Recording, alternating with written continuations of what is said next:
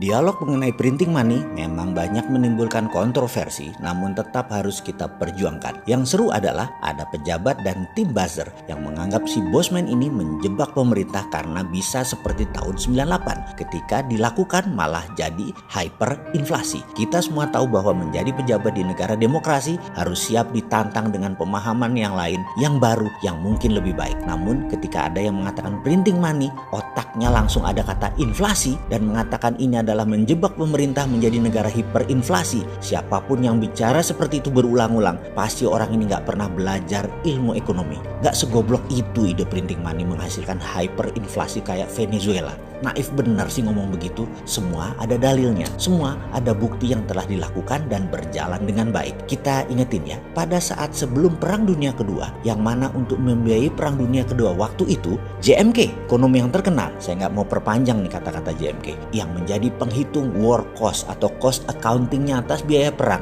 yang menjadi dasar Federal Reserve cetak uang, di mana dia sebelumnya juga mendapat pekerjaan yaitu menghitung Project Relief Amerika dari Great Depression. JMK menghitung pembangunan Amerika berbasis infrastruktur statis jalan bebas hambatan dari tahun 1933 ke 1936 dalam pemerintahan FDR, Franklin Roosevelt. Dengan formasi criss-cross Amerika, ada 11 dari timur barat, ada 13 dari utara selatan dengan ribuan anak jalanan. Juga berbarengan infrastruktur dinamis juga diberikan dana untuk membangun industri permesinan yaitu kendaraan bermotor, membangun instalasi listrik, dan segala kebutuhan rumah tangga. Dana tersebut dari mana? Cetak uang berbasis proyek yang bernama New Deal.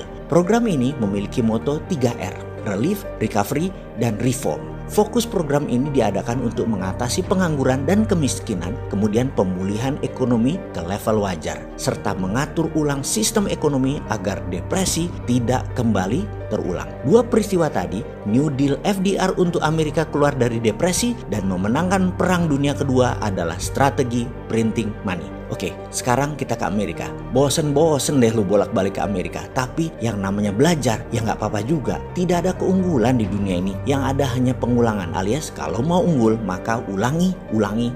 Semua sahabat tahu saya mendukung Bernie Sanders yang ternyata digusur oleh oligarki Partai Demokrat yang pemikirannya tua. Bernie digeser untuk memuluskan Joe Biden. Padahal Joe Biden pendosa yang gampang nanti dikalahkan Trump. Namun namanya juga oligarki kekuasaan. Kalau Bernie menang, kita semua tahu Bernie punya Green New Deal, di mana asisten kampanyenya ahli keuangan Stephanie Kelton jadi JMK-nya FDR New Deal versi sekarang. Bernie kalau jadi presiden Amerika, maka dia akan punya musuh bukan China, bukan dunia Islam, bukan Timur Tengah, tapi dia memutuskan musuh utamanya adalah masalah lingkungan hidup. Dia anti fossil oil, dia anti nuklir uranium, dia anti batu bara dan sangat mendukung perbaikan alam. Dia mendukung baterai dan energi terbarukan. Dia akan perang dan akan printing money per tahun 3.000 billion atau 3 triliun dolar untuk perang memperbaiki lingkungan hidup. Ini seru kalau Bernie menang, tapi dunia farmasinya Partai Demokrat, dunia militeri kompleknya Republikan bubrah.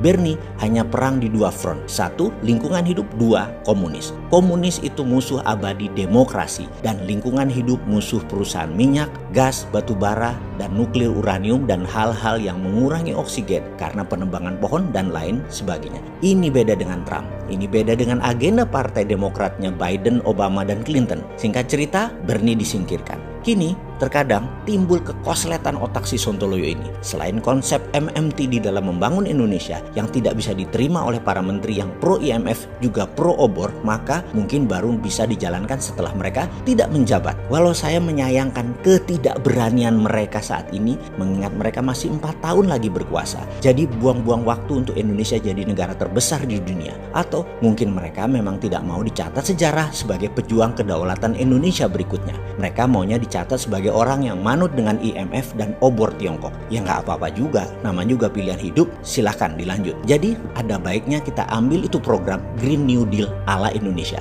Kita akan printing money untuk membangun ala New Deal Amerika di tahun 33 dan 36, seperti Tiongkok tahun 1989 sampai 2009, ditambah kita adopsi Green New Deal Stephanie Kelton konsepnya. MMT adalah SWF, printing money, TINA, dan Tiara. Sekarang kita tambah Green MMT. Kita perang dengan perusak alam. Kita akan pimpin dunia untuk lingkungan hidup atau pro-life strategi. Ini pasti ditentang globalis cabal yang anti-life, tidak pro-life.